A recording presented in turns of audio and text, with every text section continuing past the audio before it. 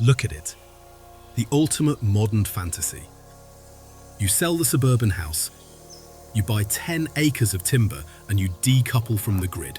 No more utility bills, no more municipal dependency, just you, the wilderness and a glowing wood stove. It looks like freedom, it looks like peace. It is a lie.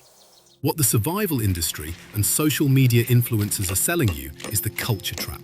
They are selling an aesthetic. But thermodynamics does not care about your aesthetic. The reality is that decoupling from the grid does not make you a free spirit. It assigns you 3 new, unpaid, full-time jobs. You are now a 19th century lumberjack, a municipal sanitation worker, and a low-voltage electrician. And if you fail at any of those 3 jobs, the environment you paid to live in will actively try to freeze you to death. You can keep scrolling the fantasy, or you can stick around and learn why the guy in that drone shot is secretly miserable. If you prefer knowing the math before the cold sets in, hit subscribe. We don't mind ruining the illusion. Let's run the numbers on your dream cabin. Failure point 1, the caloric freight train, wood heat. The illusion of wood heat is chopping a few logs in the afternoon sun to keep the hearth glowing. The reality is a freight problem. To survive a severe winter in the cold climate, a small cabin requires roughly 5 cords of wood. A cord is not a small stack next to the door. 5 cords is an industrial supply chain. Depending on the species and moisture content, you are looking at 8 to 12 tons of raw physical mass. And you don't just move it once. You fell the tree, you buck it into rounds, you split the rounds, you haul the splits, you stack the splits. You lift every single ounce of that 12 tons a minimum of 4 times before it ever sees the inside of a firebox. You are burning tens of thousands of your own biological calories just to afford the privilege of not freezing. And the reward for that grueling, joint-destroying labor? The 3 a.m. trap. Wood stoves do not burn bright all night. By 3 in the morning, your romantic fire is a shrinking bed of lukewarm coals. As the temperature in the flue drops, the chimney draft dies. You don't wake up to the smell of pine. You wake up freezing, in pitch darkness, shivering violently. You drag yourself out of bed, shine a flashlight on the stove, and find the glass coated in a thick, sticky layer of black creosote. You are forced to scrape it off and rebuild a fire from absolute scratch with numb fingers, while the ambient temperature of your living room drops into the 30s. Every single night, for 5 months. Failure point 2, the solar hostage situation. But you have modern technology, right? $15,000 worth of solar panels and lithium batteries. Free, clean energy. Except it is January. The sun angle has dropped so low it barely clears the tree line. And then it snows. A white panel produces exactly 0 power. Until you climb onto an icy pitched roof with a broom in 20-degree weather, your $15,000 power plant is a decorative glass ornament. But the real betrayal happens in the battery bank. Modern lithium iron phosphate, or LiFePO4 batteries, are the gold standard for off-grid storage. But they have a fatal chemical flaw. If their core temperature drops below freezing, 32 degrees Fahrenheit or 0 degrees Celsius, the battery management system will mathematically refuse to accept a charge. If you try to push solar energy into a freezing lithium battery, it causes permanent lithium plating, destroying the cells. So the system locks you out. You could have a blindingly bright, cloudless winter day outside, but if you let the cabin, or the shed where you keep your batteries, drop below freezing, your frozen battery will not accept a single watt of that sunlight. You are a hostage. The sun is shining, your panels are clear, and your lights are dead. We audit these invisible failures every week.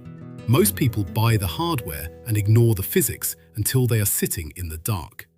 You can subscribe to read the manual before the power dies, or you can learn the hard way. Failure point 3, the human humidifier and the biological invasion. Because you are obsessed with holding on to your hard-earned heat, you built your cabin tight, heavily insulated, sealed off from the freezing wind. You forgot that humans are humidifiers with bones. 2 sleeping adults exhale and sweat roughly 0.8 liters of water overnight. You boil water for pasta. You hang wet snow gear by the fire. In a tightly sealed cabin with no powered mechanical HVAC system to exchange the air, that aerosolized water has nowhere to go. It migrates through the drywall until it hits the freezing exterior sheathing. It condenses instantly into liquid water inside your wall cavities. You haven't built a cozy retreat. You have built an airtight slow cooker for black mold. Your structural framing begins rotting from the inside out while you sip your morning coffee. And nature notices. A warm box in a freezing forest is a beacon. Mice do not view your cabin as your home. They view it as a luxury thermal resort. They tunnel into your pristine fiberglass insulation. They shred it, they compress it, they soak it in urine. Within one season, a biological invasion can drop the thermal resistance of a highly engineered R38 wall down to an R10 sieve. Your heat bleeds out into the forest, forcing you to chop more of that 12-ton woodpile just to keep up. Oh, and while they are in the walls, they chew the casing off your low-voltage solar wiring, leaving copper snacks exposed next to dry timber. Failure point 4, the frozen biohazard. Finally, we arrive at the ugliest truth of off-grid isolation, the plumbing. Without municipal water, the eco-friendly solution is the composting toilet. The brochures promise a clean, odorless system that turns human waste into rich soil. Here is the biology the brochure omits. The thermophilic and mesophilic bacteria required to digest human waste are strictly bound by temperature. At 39 degrees Fahrenheit, or 4 degrees Celsius, their metabolic activity comes to a complete dead halt. They stop eating. They stop composting. When the temperature drops below freezing, the entire mass of human waste and peat moss solidifies into a block of ice. Most commercial units have a mechanical agitator, a crank handle you turn to aerate the compost. If you wake up in your freezing cabin and absent-mindedly try to force that crank handle through a frozen mass, the plastic gears inside the unit will instantly shatter. You no longer have a composting toilet. You have a mechanically jammed, broken, frozen bucket of biohazard sitting in your bathroom. And you are the sanitation worker who has to carry it outside into the snow. The pioneers who settled the frontiers did not live off-grid because it looked good on a vision board. They did it because they had no other choice. They expected the suffering. They expected the labor. Living off-grid is not impossible, but it is not a vacation. It requires a level of relentless, grueling, mechanical discipline that the modern culture trap buyer simply does not possess.